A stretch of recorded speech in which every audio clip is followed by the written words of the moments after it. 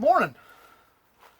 This is first video in a series that we're going to start until our fresh peppers run out, and then we'll, if it's got enough demand, we'll continue this next year. But we're going to talk about peppers.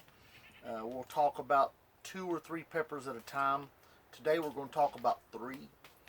I was just going to do 2, but the third one I'm going to do some picking on today, so to make me a sauce. So I wanted to go ahead and discuss it at the same time. I'm sitting in my DIY greenhouse. There's a whole series on this if you want to see it. What we did. We built this little greenhouse for just over $400, or high tunnels, not a greenhouse, just over $400. And protecting our peppers to try to extend the harvest. Anybody that grows peppers knows there's hundreds and hundreds of dollars in peppers, and we want to get everything that we can out of these crops. And the plants were just loaded, and this was just part of our plants. The other ones we picked all the green pods off of, and we'll dry the pods to make powders and seasonings, so they won't go to waste. But in here we had the ability to build this and allow these to continue ripening. Probably about balances out. There's probably $400 worth of peppers here and $400 worth of high tunnel, so it wouldn't have been necessarily a great deal if you were just doing it for the price point. But this is something hopefully we'll be able to use the rest of this season for cold crops. And we'll start a video series on that as soon as we start planting them. I'm starting seeds hopefully today, and but we'll also be able to use it in the spring to get a jump start on our pepper production. So we grow some peppers in our greenhouses and so forth, and I won't get into all that because a lot of that's talked about in the other videos. But this is almost exactly the same size as our greenhouses, except for it doesn't have the ceiling height. So you know, you do lose some height, but that being said, peppers and your cold crops don't need the ceiling height, so this will work just fine for that. It's warm in here.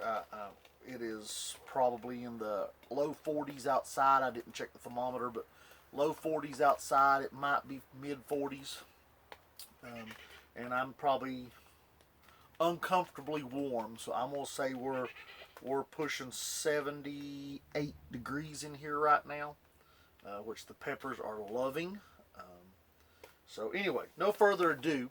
What I want to talk to you about today is a few of our most popular peppers and favorite peppers. We're going to talk about the Malagueta and the Sugar Rush Peach. That'd be an ahi Sugar Rush Peach. Our ahi peppers tend to be some of our favorite peppers on the farm. The ahi Lemon Drop, the ahi Sugar Rush Peach, Sugar Rush Red, Pineapple, Gold. We have a cream that will be growing next year, along with a bunch of other ahi peppers. We really like our ahis. But the Tabasco, while this is not a pepper that I would ever want to eat raw, I don't like the flavor at all. It's got what I would describe as a bitterness. They're about a 2-inch long pepper. There's other types of Tabasco out there, but this is the one that we grow. It's about a 2-inch long pepper, and I use it almost exclusively for making hot sauce. You will see, put a box in the bottom of our basket because the Tabascos will find their way out the bottom, and so you're constantly picking up Tabasco peppers. So that box will help with that. But the Tabasco is a 30 to 50,000 Schofield pepper. They are best known for the famous hot sauce, the Louisiana style hot sauce, we'll call it that. They are, if I believe I'm correct, they are from New Mexico. It's either Mexico or New Mexico. I think it's New Mexico. There's actually a town that is named after the pepper. The Tabasco pepper came first, and then the hot sauce. The hot sauce company picked up the name for their hot sauce, and it's worked out well for them. They have a great product, good product lineup. It's not something that I use on a very regular basis. I will use it from time to time, but I use our styles. And I won't make an exclusive Tabasco sauce. I mix something with it for a little extra level of flavor. So it's great. Now, Tabascos, if you don't pick them, you can pick them at any color, but you want to pick them when they're red, because red is where their flavor, like with most peppers, red is where their flavor really starts to come in. They get their fruitiness at that red stage, and if you pick them earlier than that, they're still edible, they're still usable. You just lose a lot of the flavor of the pepper. And let's face it, we're growing it for its flavor. We're not growing it for any other reason. We're growing it because it tastes good in hot sauces. We're growing it because it tastes good to make Mexican style dishes with. Some of these peppers are so ripe, I'll be picking them up off the ground as I'm snapping them off. The pod is falling off of the stem, and that one did, but I caught it. But at least for me, I grow these because, I mean, we sell a lot of peppers. A lot of peppers. We sell on Etsy. We sell off of our website. We sell at an online farmer's market here locally, and we sell the Jonesboro Farmers Market, and we sell at the Johnson City Farmers Market in person. So we sell a lot of peppers. We sell pepper powders. We sell grill seasonings. We do a lot of peppers. But I grow it for its taste. There is nothing that we grow exclusively because somebody wants it. Now, I may try something because I have a customer that is crazy about it, and we may put that in our lineup. I got several things going into our lineup for next year because I have customers that are wanting them. We have a local restaurant that is wanting us to grow a specific pepper for them, and so that's our game plan for that next year. We're going to grow quite a few and see if we can work out a deal with them. We usually don't do much in that manner. We sell straight to the public. You've got to really watch your dollars when you're a small farm. The marketing is extremely important.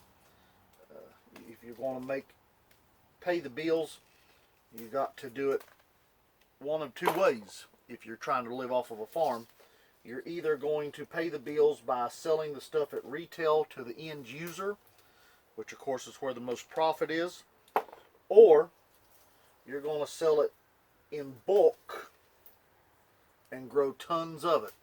We're a small farm. We have roughly 6 acres. So there's no hundreds of acres to put in crops.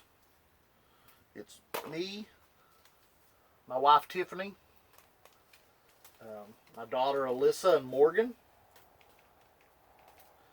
and my son Daniel. My oldest daughter, Summer, is already married, and her and her husband Ben have a wonderful life.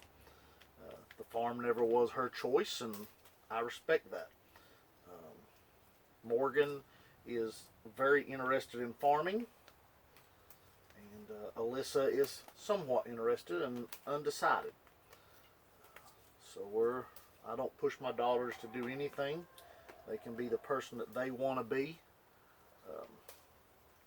in life. But these peppers are grown for their flavor, their versatility, and we make a lot of hot sauces. We have some hot sauce tasting videos too, where we test other people's hot sauces as well as ours. We are still working on that perfect recipe, even though I do have an amazing one that we have been very happy with the other day that we got out of our Malaguetas. So, let's move on to Malaguetas. I don't want this video to get too long. Malagueta is a peri-peri type pepper. If you follow any of Chili Chump's stuff, you'll find out that the peri-peri is his favorite pepper.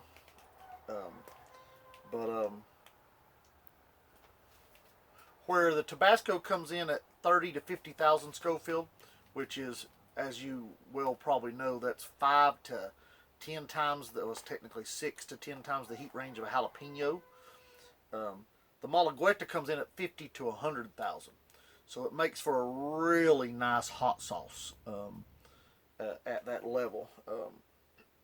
Doesn't make for an insane hot sauce, but it makes for a really good everyday hot sauce. Something you're going to, if you're a hot sauce aficionado, you're going to put this on your eggs. I like this type of hot sauce, or a cayenne hot sauce on my eggs, or even a jalapeno hot sauce. I like those on my eggs. So the Malagueta is got a sweet, tangy, and it's a little bit bitter when you eat it like this, similar to a Tabasco as far as the bitterness, except for it's not quite as bitter as a Tabasco. The Tabasco definitely has more bitterness in it. I didn't look up the days to maturity on a Tabasco. I'm not sure off the top of my head. I know it takes a while. These peppers are still, my Tabasco plant, I only planted one Tabasco this year. Next year, I'm going to probably plant more. I found out my problem was one Tabasco plant will produce the Tabascos that I want for my family. But I found out that the problem is they ripen so slowly that there's never quite enough to make a big ferment. So I'm going to probably go to 6 Tabasco plants next year. And we'll see how that goes. But the Malagueta is a 95-day variety. So that's reasonable. And I would say that's about right, because we had Malaguetas early in the season. I didn't count the days, but that's probably about right. They were one of the first ones that we pulled off the plant. You'll see a lot of similarity to Tabasco for the length, but it's a little bit bigger and it's a little less smooth. The Tabasco has a lot smoother contour to the skin. This has some ribs and bumps and valleys. So we really like, really like the Malagueta. It has turned into a staple already, and this is the first year I've grown that pepper. I ate my first one last year and grew my first ones this year. Very happy with it. So now we're going to move on to what you've been seeing here hanging in the corner of the screen. This is a plant from outside that we've been letting ripen. And this has been one of our favorites since the first year we grew it, and that's been several years ago. And depends upon the source, what Schofield rating you get off these. The consensus is 50 to 100,000, which is the same as the Malagueta in general. And they range in size, but this is about average. We get some that are quite a bit bigger and some that are smaller. I had one plant in the field this year that was an overachiever that they all were about twice that size. So I don't know if we got a little bit of a cross going on with that plant or what, but they were an amazing pepper. It still looked just like a Sugar Rush peach, but it was about twice the size of these. But everything was great. But like I said, 50 to 100,000 on the Schofield. Now that being said, I have found out the riper they are, the hotter they are, but also the most flavor. The green ones, when you pick them green, they have a lot less heat, and they have more of the flavor of a crispy bell pepper. Maybe a kicked up crispy bell pepper. You know, just imagine the best bell pepper you've ever eaten. That's kind of the flavor profile. But they got a little bit of heat at that level. You know, I don't know. We'll say 30,000 to 50,000 maybe. And every now and then you even get one that's super sweet with no heat. It happens. But I've also eaten some of these, and that's the consensus out there with a lot of people. I've eaten some of these that had to rival an orange habanero. 200,000 mark, 150 to 250,000. And I've seen reports of up to 275,000 out of them, with the consensus being that they can spike to right around 250. So That's what I'm going to say. Is it in general you're going to get something between that 50 and 100,000 mark, but you easily could get something that's got 200,000 on it. And they are such a wonderful pepper. We have pickled these. They make a great pickled pepper, like a banana pepper type, a hot banana pepper, of course. When I pickle them, I take the seeds out. I don't do that on everything, but I do that on these. I think for a pickled pepper, that milder taste that you get without the seeds in it and the membrane is better. So that's my opinion.